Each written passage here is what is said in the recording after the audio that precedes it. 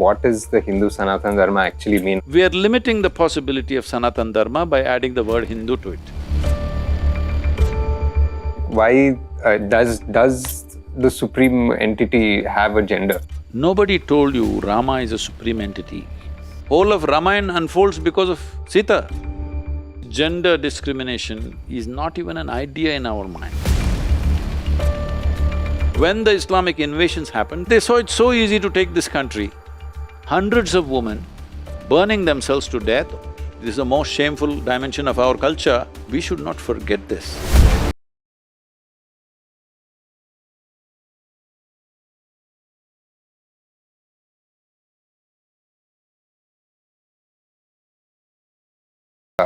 Sanatana Dharma, like what does the Hindu Sanatana Dharma actually mean? See, there is no such thing as Hindu Sanatana Dharma. It is Sanatana Dharma. Sanatana means eternal. Something that's eternal means something that's always true. So, if you had come here 100 years ago, you would be dressed differently. You wouldn't be making a cinema, maybe you would be growing mangoes in Andhra Pradesh. Where are you from? Krishna district, huh? That's Hyderabad, sir. Hyderabad. Maybe you will be a farmer, maybe you will be something else, a fisherman or something. Same man, but you would be doing something else. If you came 1,000 years ago, you would be doing something else.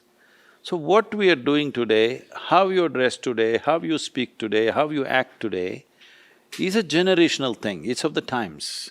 This keeps changing. How tomorrow the next generation will act, how they will dress, what they will do, it'll be totally different from the way we are doing it right now. So this is one dimension of life. This we call as smriti.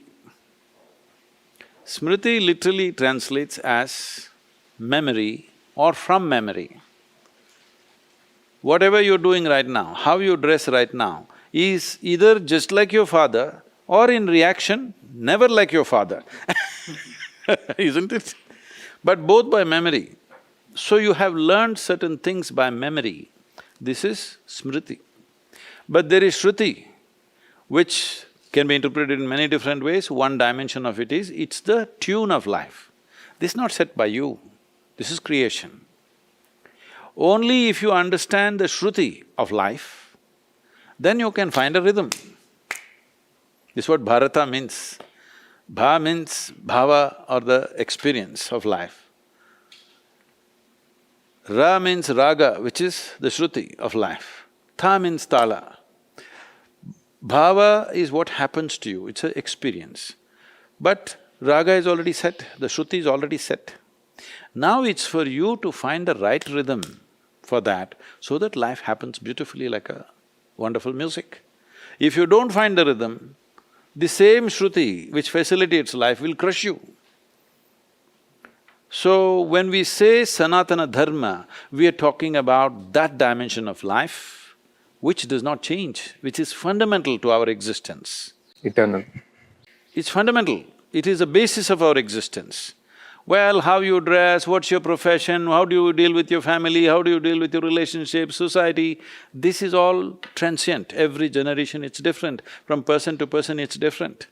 But the laws that govern my life also govern your life and every other life, whether it's a worm, insect, bird, animal or plant, all of them are ruled by that law, which is Sanatana Dharma. The fundamental laws which govern the existence. This must be understood clearly.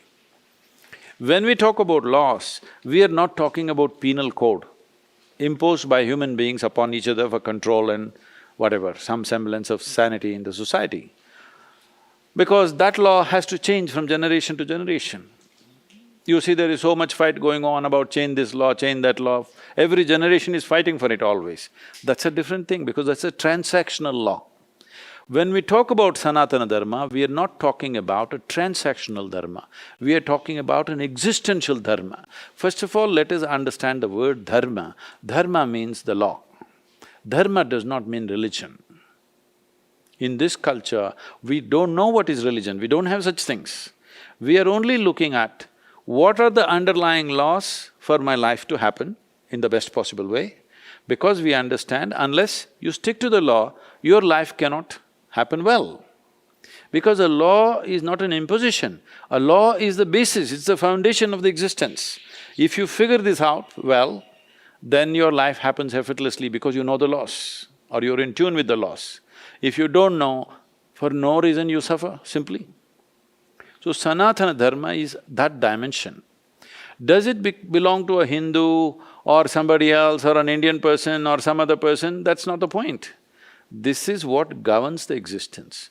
No culture has looked at it with such profoundness as we have in this culture. So because of that pride, we may say, this is Hindu Sanatana Dharma. But we are limiting the possibility of Sanatana Dharma by adding the word Hindu to it.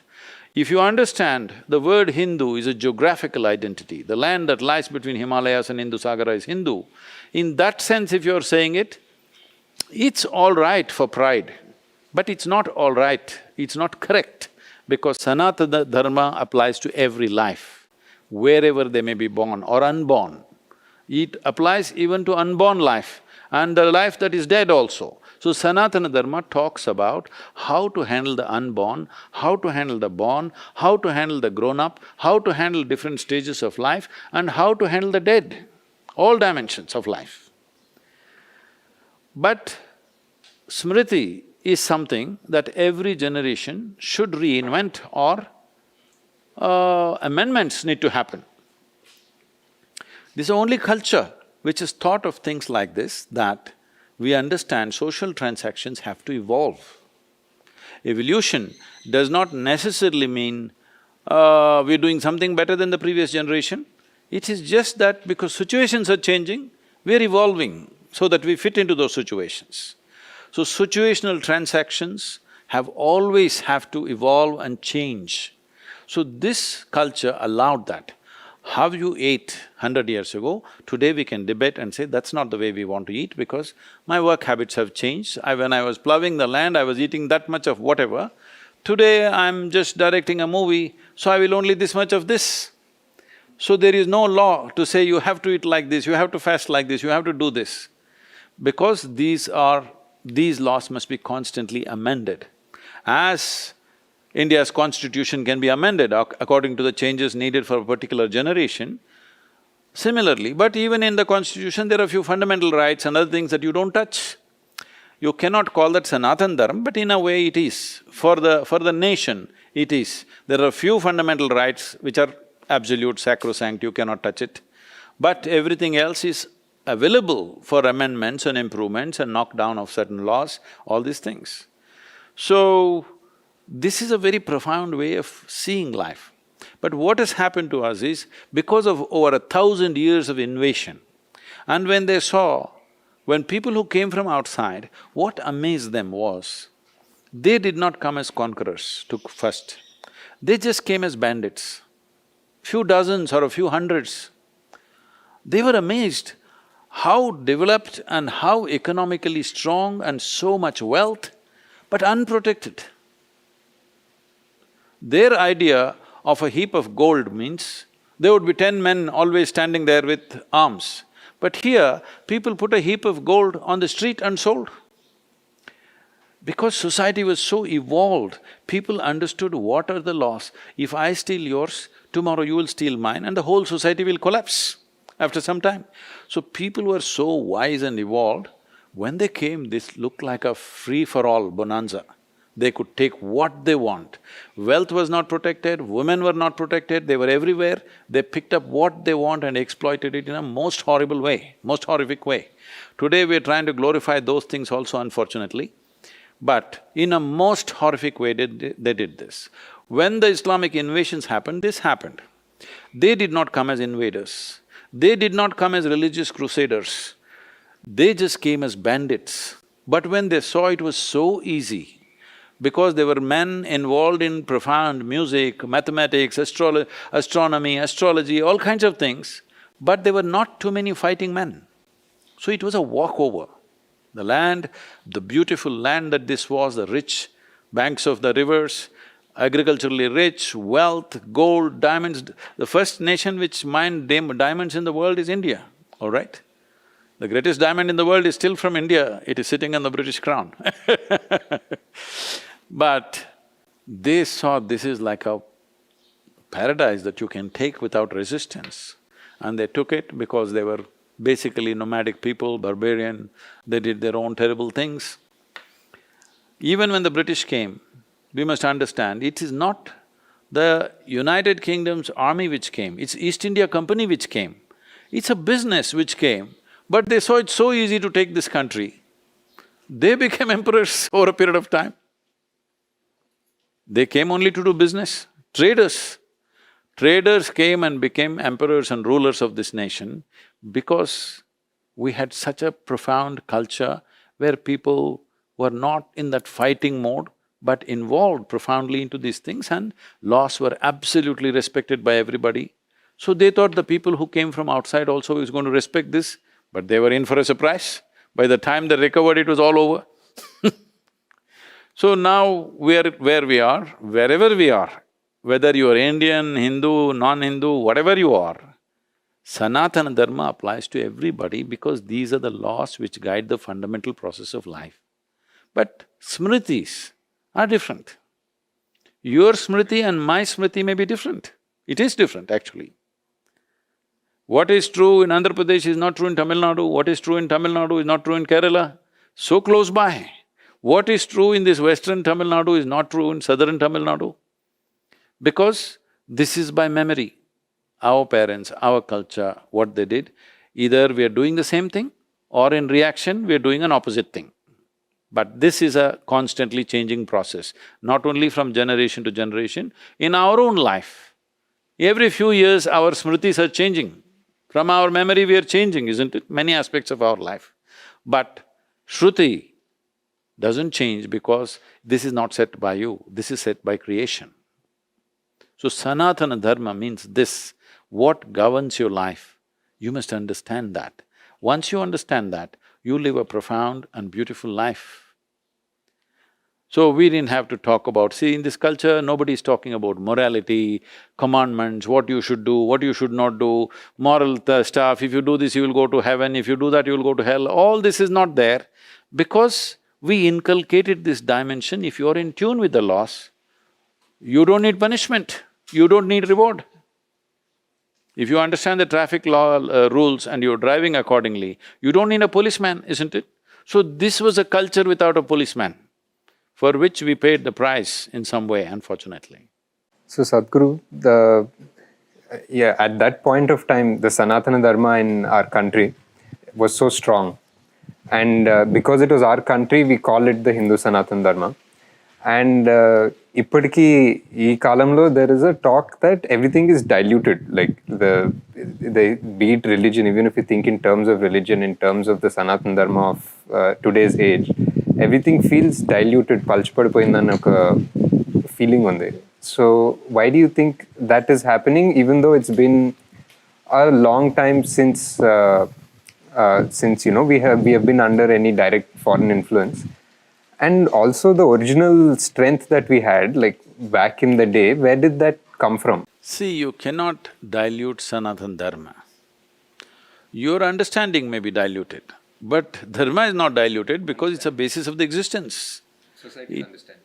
Yes, individual understanding may be diluted. From person to person, it may be in different dimensions of understanding. But is the Dharma diluted? Who can dilute it because you didn't create it? That is what is governing the laws of nature, all right? So you cannot dilute it. When we say laws of nature, today modern science has brought this sense of very superficial way of looking at it. Laws of nature means gravity, physical things. But there is a law. See, from the same soil, this tree is growing. From the same soil, this creeper is growing. That comes out with one kind of leaf, this comes out with another kind of flower. From the same soil you have eaten and you become this. From the same soil I have eaten and I have become this. Source is same, look at the manifold expression. They say there are over 1.6 trillion life forms on this planet right now, that's the thing. But I think there are many more that you have not even seen, okay? From a microorganism to a human being, in between everything has come from the same soil, isn't it? So, why is it? Suppose, let us say you and another animal eat the same food for the next 2 years. You think at any point you will get confused that you may be the animal, or the animal will get confused that it may be the director? Is it possible? No. So obviously there is a law governing it, isn't it, no matter what. It is not like a traffic lane where you can go here and there. It's like a railway track, it is just fixed and you're just going on it. The question is, how fast and how far will you go? That's the only question you have. You can't become this tree, can you? Can you become a tree? Can you become a dog? Can you become a cat? Can you become a cow or an elephant or a tiger? You cannot do what you want, you can call yourself a tiger. That's an evolutionary backward step. But you cannot become… if you eat like a tiger, you will not become a tiger. If you behave like one, you will not become one. Whatever you do, it will not become one because there is a fundamental law governing all this. If you understand and if you're in tune with that, you will live effortlessly. If you don't understand, every step you will struggle. So is Sanatana Dharma diluted? That's not even in our hands to dilute. Our business is only how profoundly do we perceive that law? How much are we in tune with it? So entire system of yoga is just that, we are not talking on those terms, but essentially we want you to be in tune with the rest of the existence so that your life happens joyfully, with exuberantly, to the fullest capacity that it can happen. See, only thing that can go wrong with your life is just this. Did you find full expression to your life or not? Isn't it? What can go wrong with this tree? Only thing is, will it grow into its full capacity or will it die as a half-grown tree? The same is true with the human being. If you're in tune with the laws, you will grow to your full possibility. If you're not, you will become stunted in some way. This is our only concern, isn't it? People may not actually think like this, but actually that is the only thing. All their desires, all their ambitions, all their longings are all about becoming a full-fledged life. So if you want to become a full-fledged life, understanding the laws of on what basis this life is happening, is it not very important? That is Sanatana Dharma. It doesn't belong to you or me, it is laid down by creation. It's for you and me to be in tune with it. Here, we have understood and codified it and put it together in a certain way. It doesn't mean in the rest of the world nobody knows about it. Many individual people know about it, they might not have written it down as Shruti, Smriti, whatever, all right? But a whole lot of human beings around the world have been in tune with it because everywhere human beings have blossomed and lived well. But no culture has put it together in an organized way because this level of understanding has not been there. This has happened to us because we had about 6,000 to 8,000 years of uninterrupted culture. This is why we call ourselves Hindu, because we know this uninterrupted growth and flourishing of this culture happened because of two main geographical features. Himalayas protected us in the north, people didn't come easily. In the south, the Indian Ocean was the barrier. Once they learned how to cross Himalayas and once they learned how to navigate the Indian Ocean, then we are done. That's what has happened to us in the last 1,000 years. So in today's age, sir, like today's generation, whose responsibility would it be to teach or tell or guide people to be on the right path or to follow or to understand the Dharma? Because it's… is it… I mean, in today's age we have to even wonder, is it even… does… who holds the responsibility? Is it like… No, in every age, people think there is something wrong with the younger generation, okay? There's a quote which says, this younger generation is lost, they have no respect for wisdom, they don't even stand up when elders come. This generation has no future. Something like this, I'm paraphrasing it, very much like that. But who said this? Socrates said it.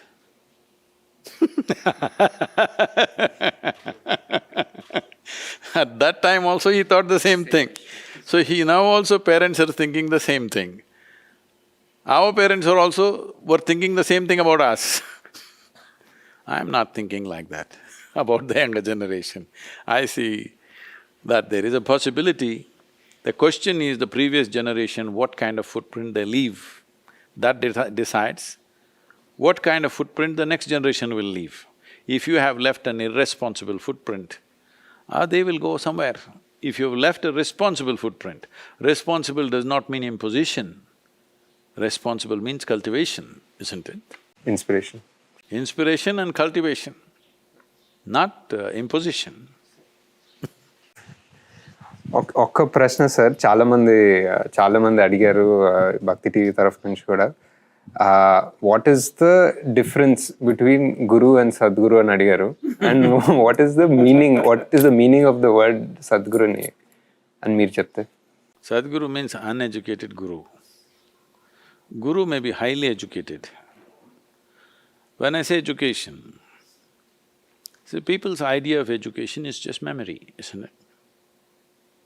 We're trying to change this in the school, that it's not about your memory, it's about learning to use your faculty better, your mind, your emotion, your energy, you must learn to use it better, that is education for me. But largely education means, it's about enhancing memory. Anyway, in the next 5–10 years, you will feel stupid because right now my phone has 600 GB. I'm sure you're nowhere close to that, all right? In another 5 years, this will have 10,000 GB. You will be no match. You may be a PhD out of your memory, but my phone will do 10 PhDs in a day. Yes, not far away, it's gonna happen. So those who are gloating on their memory, those who believe memory is intelligence, teachers, professors, scholars, I don't want to put guru in that thing, but you're mentioning in that sense. So all those people, because they read a book a few years ahead of you who think they're elevated, they're all going to fall with artificial intelligence. So a Sadguru means he's uneducated. Uneducated means he has no memory of anything. He's Shruti, he's not Smruti. He's not by his memory, he's by his perception. So Sad means inner or inward. One who has grown from his within is a Sadguru. When you say a guru, he could be of many kinds. Usually in this culture, we have very clearly defined like a rishi, raja rishi, brahma rishi, a yogi, a siddha, guru, sadguru, like this. These are all descriptions, these are not titles. People think they are titles. These are descriptions. Now I'm called Sadguru so that you don't make the mistake of coming to me and asking, what about this Veda, what about that Upanishad? I don't know a damn thing. So just to make things clear for you, you are going to your Sadguru. That means you don't ask him astrology, you don't ask him Veda, you don't ask him Upanishad, you don't ask him some scripture. If you want to ask something about life, because he's explored his life from its origin to its ultimate, if you want to know something about life, he will talk. If you want to know something about scripture, you must go to that kind of a scholarly guru. So, in a way not to aggrandize myself, but in a way if you have to say, a guru is like a mechanic. He's trying to fix a few things. He's not here to give you a great lecture on something, he's trying to fix you in a certain way. So if you have a vehicle and you go to your mechanic, there are lots of local mechanics who can do many things. I must tell you my experience. There was a time I crisscrossed India on my motorcycle. Once again, I'm getting back on my motorcycle these days. So I'm just riding somewhere between Madhya Pradesh and Uttar Pradesh, I don't know whether it's this state or that state. Whole night I've been riding early morning. Around 6:30, I come and I park near a dhaba to have a tea or something. Motorcycles, every 2,000, 3,000 kilometers those days, these modern machines are better. You have to tighten the chain becomes slack. I'm always carrying an extra chain because I'm on the road. You just have to de-link one link, you have to take it off and put it. It's a small job, but it's messy. It's greasy, oily, your hands go bad, everything. So I parked for tea in the morning, then I saw there was one mechanic shop right there, early morning, it was open, Mubarak Mechanical Works. I can't forget this, handwritten sign, Mubarak Mechanical Works. So I saw a young strapling youth, one Muslim boy. I called him, "Hey, can you fix the chain? I just want one link to go." He said, "Yes, I can do it." I said, "Okay, do it." So he brought his tools. I looked at him, he's got a hammer and a chisel. I said, "What, you going to fix with that?" He said, "Yes." I said, "Wait." And I walked into his garage, a small little shack. I look inside, all he's got is a hammer and chisel. With this he repairs everything. I said, "No, you're not going to touch my motorcycle because I know if you do it with hammer and chisel, after that nobody else can do anything with the motorcycle, it's finished." I said, "No, you don't do it, I got all the tools with me, I will do it." Why I'm saying this is, like this, you read one book, as holy as the book may be, you read one book, you are a hammer and chisel mechanic, with that you try to fix everything. No, I've read nothing spiritual, because spiritual is the basis of your existence. Spiritual is not in the book. Only this life can be spiritual. A book cannot be spiritual, a teaching cannot be spiritual, something else cannot be spiritual. Only this life can be spiritual. So I just explored my life out of my own self-interest, because my life bothered me, without any reason. We didn't grow up in that kind of a family where there's no food. There is food, there is willing to educate you whichever way you want, everything they're willing to do, their best. But you simply… life is bothering you from inside. So I looked and looked and looked at myself, nobody else. I didn't put anybody else under microscope. I put myself under my own microscope and learned to look at myself, because most people are incapable of looking at themselves, they're only capable of looking at others. So a Sadhguru is somebody who knows himself from its origin to its ultimate nature of this life. Fortunately, you're also made the same way on the level of Shruti. Fundamentally, you are also just made exactly like me. But in your transactions, you may be completely different from me, but it doesn't matter to me what kind of transactions you do in your life. It really doesn't matter to me. People are worried, "Sadhguru, you can't be seen with this person, that…" I said, "There's no problem for me. Film director is okay for me, a criminal is okay for me, a prostitute is okay for me, anybody is okay for me, as long as they're human, it's okay for me." Because what is their transaction in the world is their business. My business is just to put them on the track of Sanatana Dharma, which is the basis of your existence. Whatever the hell you're doing in your life, my business is to see that you're a complete human being. First, activities as the world allows, as the world compels sometimes, isn't it? Sometimes it allows, sometimes it compels. So, activity is individual choice, I don't care what they're doing. "Oh, how can you be seen with this man? This is a corrupt man, this is a politician, this is a prostitute." I have no issues with any of them, because I am only looking at the life. I am not looking at their transactions. Their transactions is their problem. But every transaction they do, depending on the nature of the transactions, either they get something or they lose something. Something will happen, isn't it? That's their problem. My problem is only to put this life on the fundamental tracks, which is the Sanatana Dharma, the eternal laws which govern this creation. You must be in tune with that. If you're in tune with that, do whatever you want. But does it mean to say everybody can do what they want? Tell me, if you become very blissful and wonderful, if you simply sit here, you don't have to make movies, you don't have to make money, you don't have to be famous, simply sit here and you're fantastic. Will you think how to rob these people, how to exploit that person, how to kill this person, will you think? Just imagine, you're feeling absolutely wonderful within yourself. Are you thinking how to get the best out of somebody? Will you? Just doesn't occur to you, isn't it?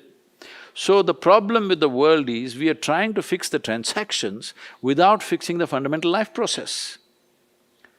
When we say morality, ethic, values, what we are trying to do is, we are trying to fix the transactions without fixing the fundamental life. So if you fix this life the way it should be, transactions will happen according to the needs of the world.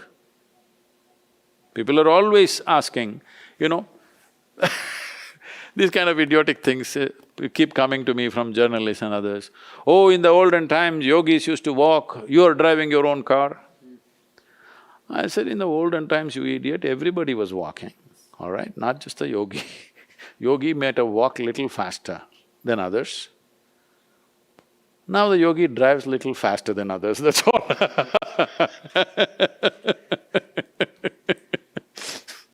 And India, మన దేశంలో 33 కోట్ల దేవతలు ఉన్నారు. 33 crore gods in our religion that we follow.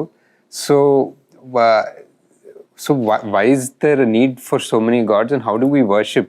And do you believe in the fact that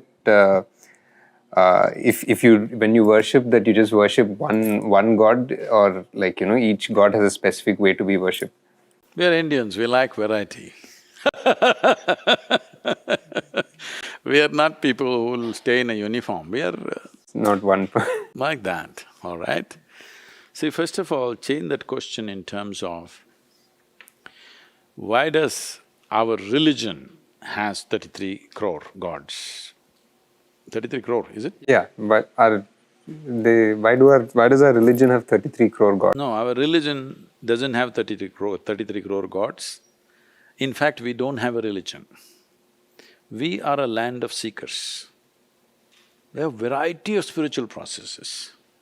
Everybody can seek in their own way, because the fundamental in the world, the fundamental of a religion means there must be a God, and you must believe this is the nature of the God, and you must believe this is the way to get to the God. These are fundamentals. We don't have the God. The people whom you worship are all people who walked this geography at one time or the other. Your Shiva, your Rama, your Krishna, they walked this land at one time. They lived, they had families, they had children, they fought battles, all right? And they are more drama than your life. Yes or no? Much more drama than your life, much more turmoil than your life. But because of the way they lived, the way they conducted their life, one thing is their full-fledged life, and no matter what kind of drama happened to them, they conducted themselves in an equanimous way, being above the drama. Because they were above the drama, we call them a director, I'm sorry, we call them we call them a divine being. All the others were in the drama, caught in the drama, but even though they're active participants in the drama, they stayed above the drama. In a way, people are claiming God is the director of life, isn't it? Hello? And we're all the actors. We don't know about that. I leave that to you. But essentially, when we said 33 crore gods, we said that only when our population was 33 crore. Today, we have 125 crore gods. Actually, we should have, but we become little shy because of outside people making you feel like a fool. Oh, we have only one god, you all have a zoo full of gods. We're feeling shy. But no, this is a fantastic thing. One thing is, we said 33 crore gods because we recognized every human being as a divine entity. This is why you go to the temple, what do? You do hi? What do you do? We pray, yeah. You know what you do this. If you see a man in the street, what do? Do this. If you see a woman, what do? You do this. Even a cow, an animal, if you see a tree, a rock, if you see, what do? You do this. Because we recognized there is nothing here happening without the source of creation in some way functioning within that. So, we are trying to recognize that. When the population was 33 crores, we said we have 33 crore gods and goddesses. Today it must be 125 crores. Not just 125 crores, it must be 7.6 billion gods and goddesses. And why are we leaving out the other creatures? Any number, trillions of gods and goddesses, because you recognize the source of creation is definitely throbbing in every leaf, in every fruit, in every root, in every insect, worm, animal, everything, including the human being. So this is what the culture is about. Today, somebody misinterprets the whole thing, saying, oh, you have 33 gods, actually there's only one God. How the hell do you know there's only one God? You just believe it, right? But here, we were given the choice to make our own gods. Do you understand?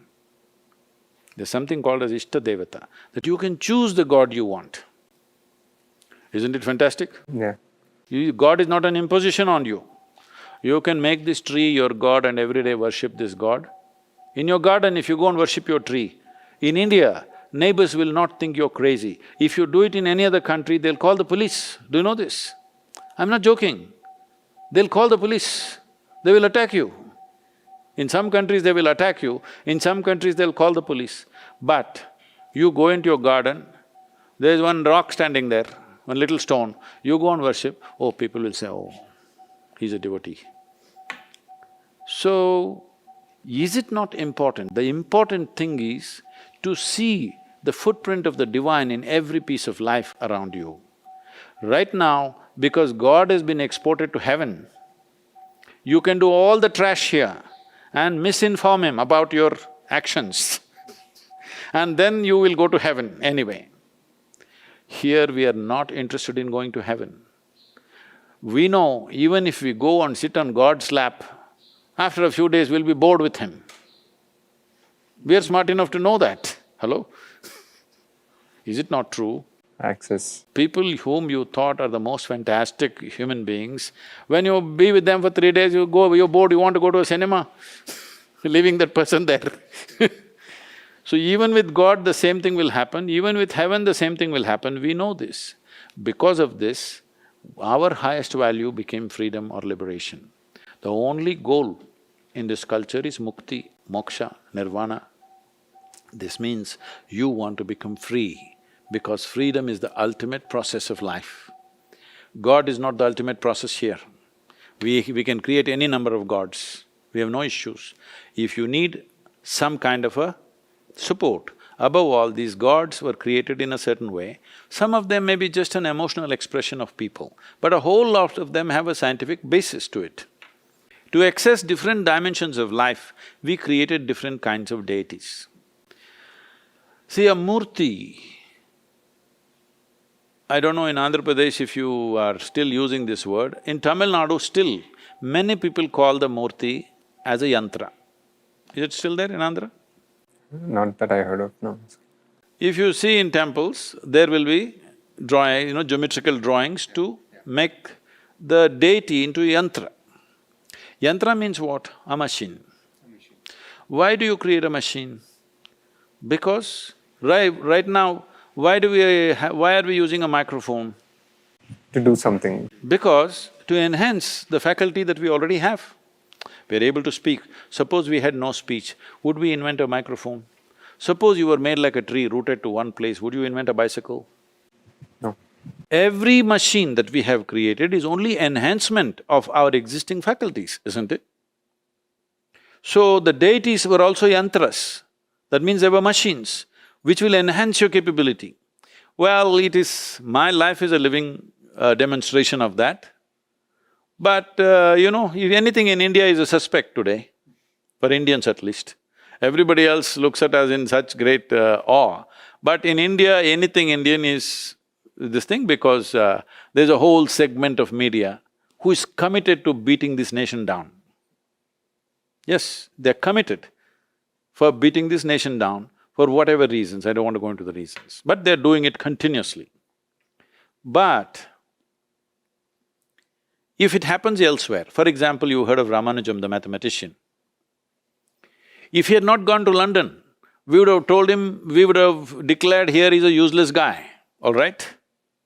He just poured out mathematics. No training, no schooling, nothing. Simply mathematics just poured out. What mathematics means is, it's another expression of creation.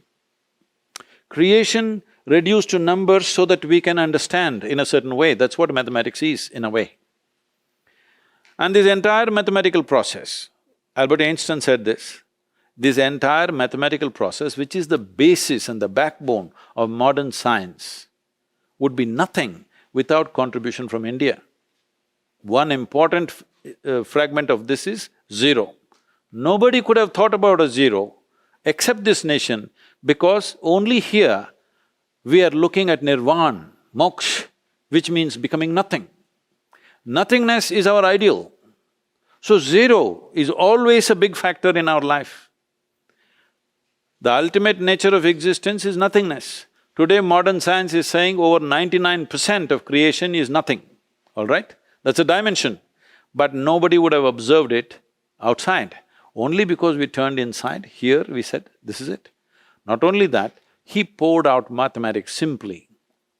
When he was sick and dying, the last few months or whatever, he was simply pouring books and books of mathematics, simply writing. Some of the mathematics, some of the formulas and equations that he did actually describes black holes. See, there was no concept of black hole in 1910 or 1908 when he was writing this.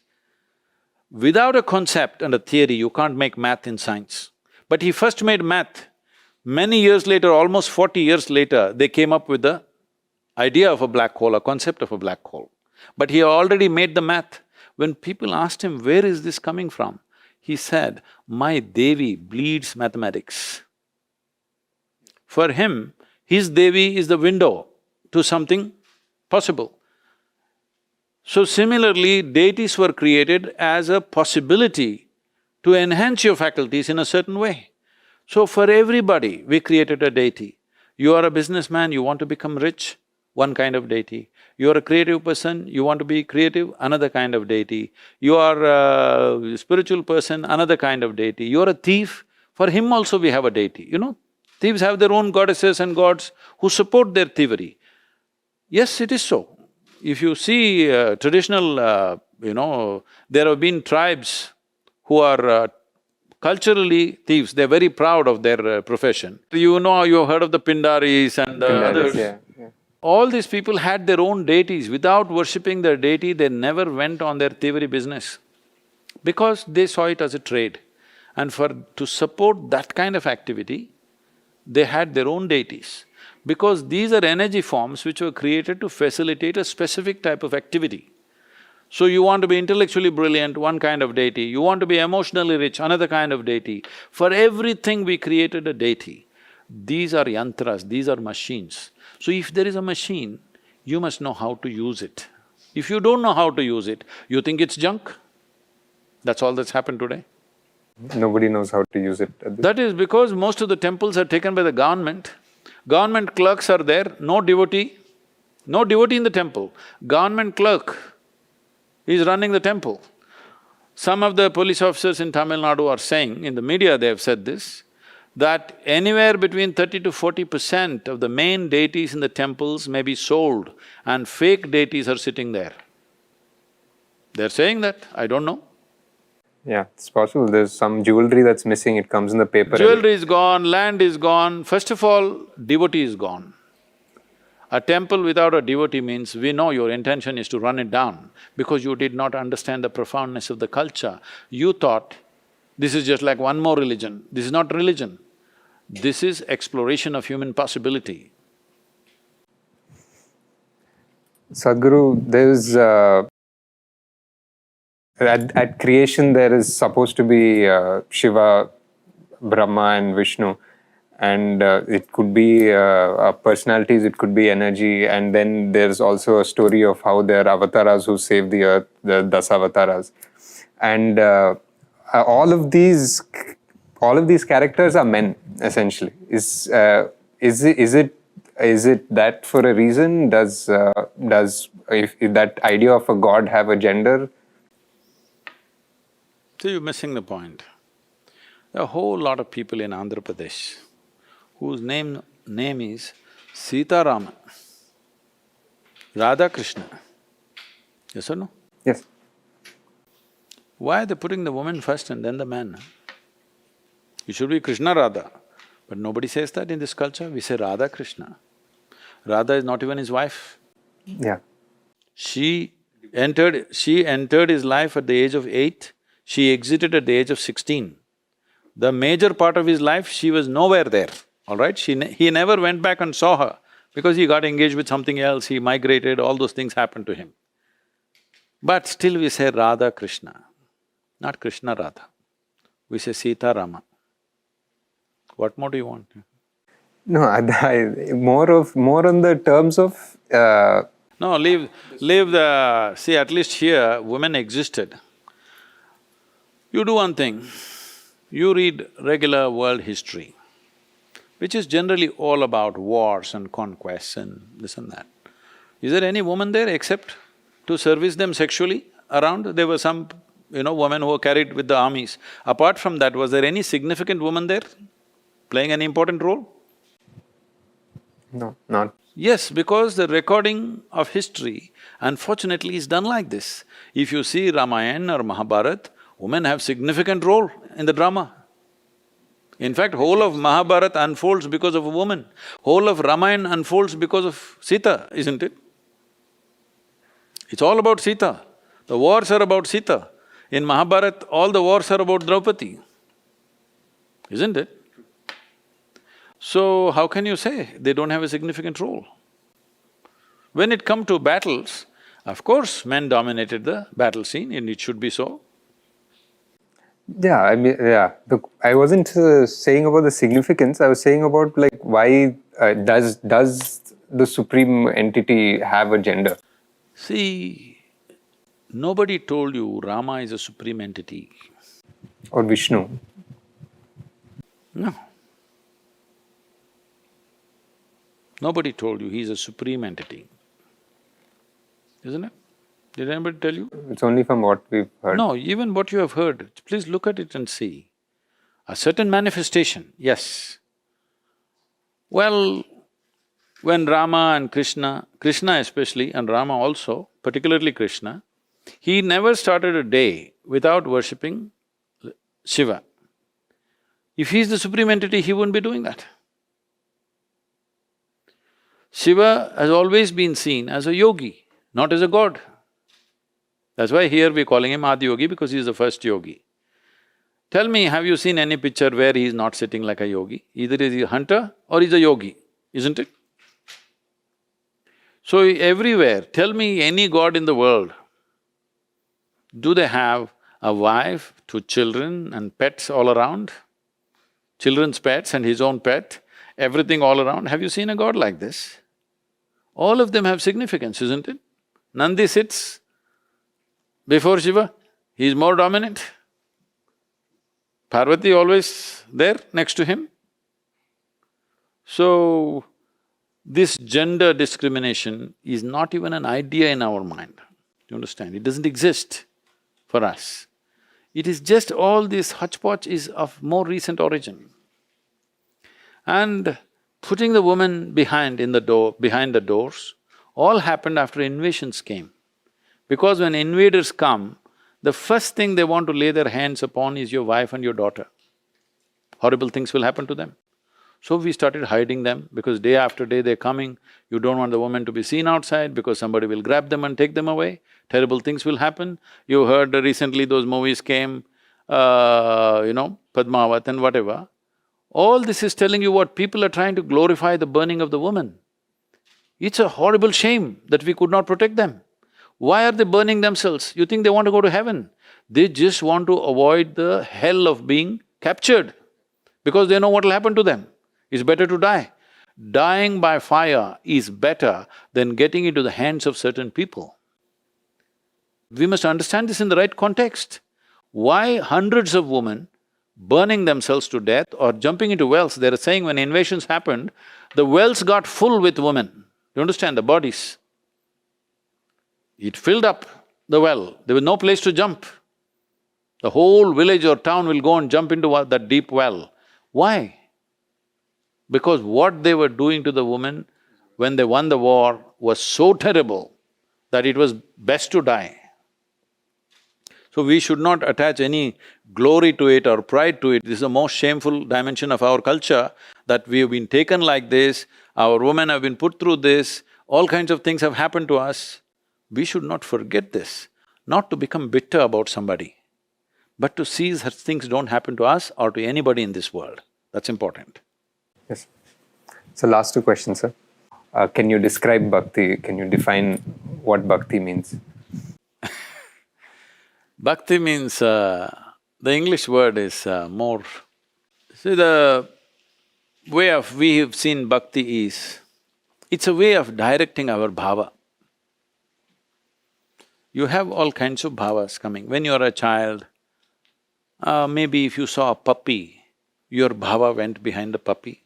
If you saw a bicycle, it went behind that. That bicycle meant more than your parents. Yes or no? At a certain moment, I'm saying. You saw a dog, the dog means more than your mother. At a given moment, maybe it'll change after some time, but at that moment when you want to play with the dog, your bhava becomes like that. Whichever way or wherever your bhava gets directed, slowly that will become your quality. So you become a young man, in the neighborhood there's a young girl, your bhava becomes about her, but after 10 years you wonder why the hell? I'm saying, your bhava keeps changing, which leaves your being in a confused state. So bhakti means to organize your bhava in such a way that for a life you can hold it in one direction so that your growth is not like this. You don't have a million years to go like this, you have to go like this. This is why bhakti, bhava has been organized into one thing. So what is that one thing? Suppose right now, let's say you're my son or my brother or something and I put my bhava into you, tomorrow you do something that I don't like. Now I want to put my bhava somewhere but there is nobody here, all right? Then I'm broken because my bhava is disturbed. Once your bhava is disturbed, you suffer immensely.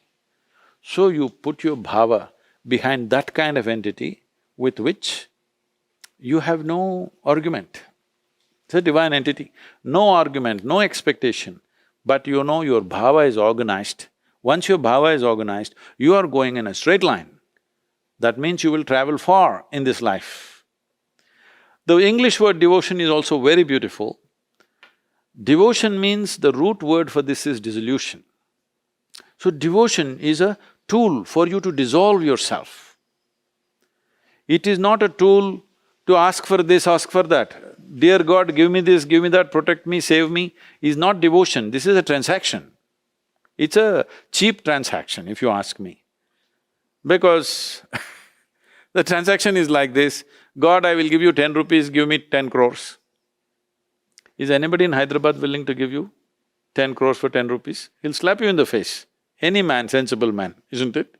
But God is so stupid that 10 rupees, 10 crore deal he'll do with you. So, bhakti or devotion is not a transaction. It is a way of organizing yourself in such a way that you are never in your way. There are many other impediments in life which we need to handle, but you should never be in your own way. There are 1,000 issues in our life, but you should not be that issue, isn't it? You must be a source of solution. You are not a source of problem to your life. Maybe somebody else thinks you're a problem, that's a different matter. But you are not a problem in your life. But please look at other people's lives today, with so much education, intellect, everything, they are the only problem in their life. They don't need any outside help. Sitting, standing, they will drive themselves nuts. For this, they have all kinds of exotic names. This is stress, this is tension, this is anxiety, this is depression, this is this, that. Essentially, you have become an issue in your own life. Essentially because you are not able to handle your own faculties. If you took away half your brain, you will be peaceful. Your own intelligence you're not able to handle because there is no bhakti. When I say bhakti, don't think bhakti means only going to the temple, doing puja, doing this, no. Tell me, anybody in any field of life, whether sport, spirituality, art, music, business, anything, has anybody done something truly significant in this world without being devoted to what they're doing? Have they? Without devotion, nobody has crossed limits, isn't it? Mediocre things, they might have earned a living, but nobody has done anything significant without being absolutely devoted to what they're doing. People keep asking me, Sadhguru, how is this? So many things in all these years, all kinds of things, all right. Not one kind, every kind of thing. But neither do we suffer, nor do we give up what we're doing. Because we are absolutely in a state of bhakti with what we're doing. People ask me, are you a devotee of Shiva? Somebody was asking me in one of the meetings, I said, you idiot, how many times did you see me sitting and doing Shiva Puja? Have you seen me? You never seen me. What am I doing all my life? I am devoted to you, that's what you don't understand. My entire life is devoted to you, but you think I'm devoted to something else. This is all the problem is with life, because if your bhava is not organized, your life will go all over the place. It will not go in a straight line. So bhakti is very, very important. But do not understand bhakti as something that you do only in a temple or some place. This is why we brought up this culture like this. If you see a tree like this, if you see the food that we eat like this, man like this, woman like this, child like this, animal like this, whatever we see, bhakti. Because the bhakti is not about that, bhakti is about my bhava being organized. And how is bhakti related to spirituality? Tell me, I already said this, no matter what is the area of life, if there is no bhakti, you will not go far, that's all. Do not understand bhakti as chanting mantra or doing puja, no. It is just that your bhava is… you want to dissolve into your object of dissolution. That means what you're directed towards is more important than yourself. That's all. That's bhakti.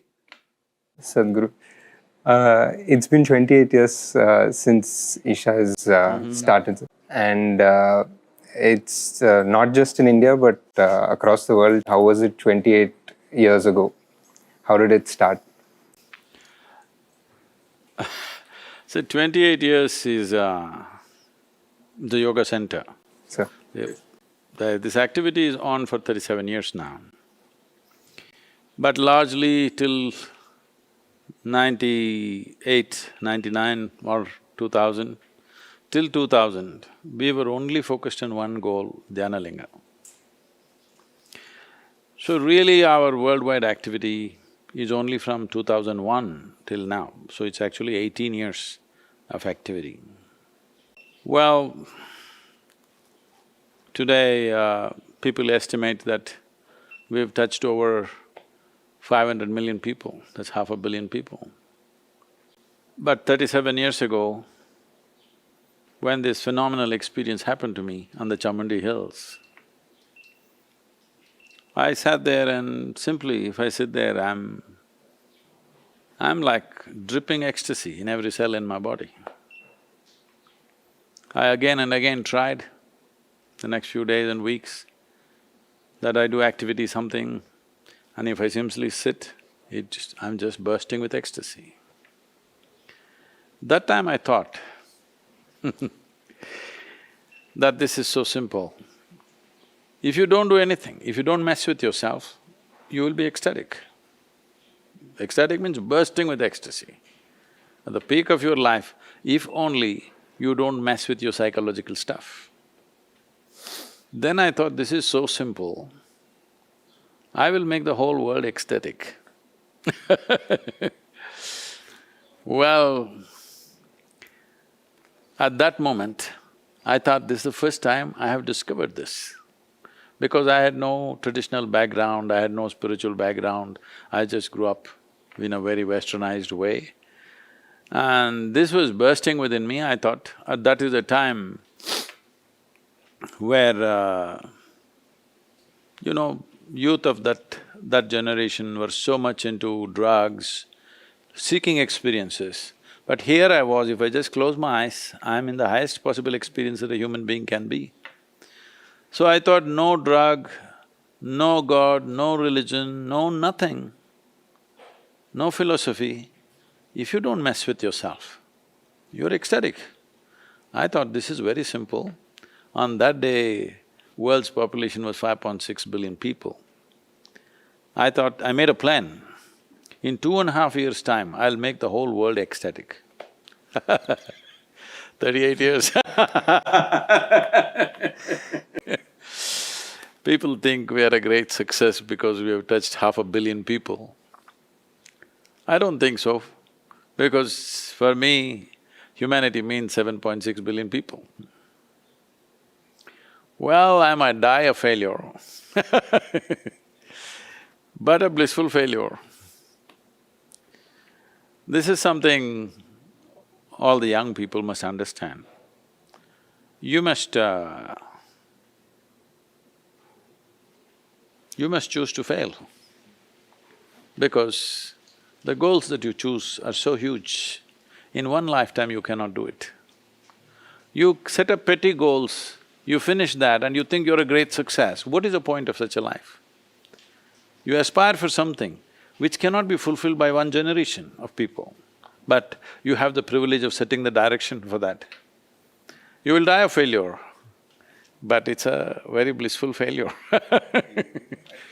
So, as far as I'm concerned, I am a failure, Isha Foundation is a failure. It doesn't matter, all of us work nearly 20 hours a day, 7 days of the week, but all the time we know we are short of what we can do or what we should be doing. This is what drives everybody here. All the young people who are here, they have no usual pleasures of life, what others are seeking in cities and all. The only pleasure they have is they're working for a large vision and they see the transformation in people's faces, how they come and how they leave. You must see, you should have recorded. People, how they come on day one to a program of 3 days. When they leave, they're bursting with ecstasy. So like this, millions of people seeing their faces and seeing the transformation that is being brought about, that is the only thing which keeps them going. And their own transformation also, of course. So, these 37 years, though in my view it's a failure, the world thinks we are a great success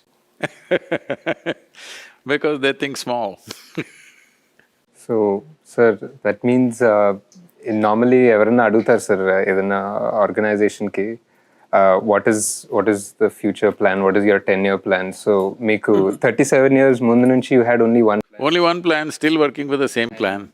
10 years later, 37 years later is also the same plan. It's to touch… Population is increasing, so we'll always be falling short And there are many people who are committed to be miserable, it's hard to change them in so many ways, whatever may be happening in their life, they've chosen to be miserable. If they're poor, they're miserable about their poverty, you make them rich, they're miserable about the taxes. You are not educated, you're miserable about that. Put them to school, endless misery. Not married, they're miserable about it. Get them married don't ask me So, people are committed to be miserable, to make them willing that you can be exuberant and ecstatic, because human experience is caused from within. External arrangements we make, sometimes outside arrangements work for us, sometimes they don't work for us. But human experience happens from within you. This must happen your way, isn't it? The world will never happen 100% your way. To some extent it'll work for us, the world. It'll never happen totally my way or your way, isn't it? Yeah. So… Even your cinema doesn't happen 100% your way. we don't know, sir, what will happen when it… That's what I'm saying, you may be a director, but still everything doesn't happen your way. As in, we just give it our best and that's all we can do. No, with the outside world, that's all you can do. But what's happening within you must happen your way, isn't it? If it happened your way, I'm 100% sure you will choose blissfulness, not misery. That's all we're working for, it's simple goal. But to make people understand it's so simple, that's taking time. Thank you, Sadhguru. It has been a pleasure, and thank you for spending so much time with us. All the best for you. Thank you.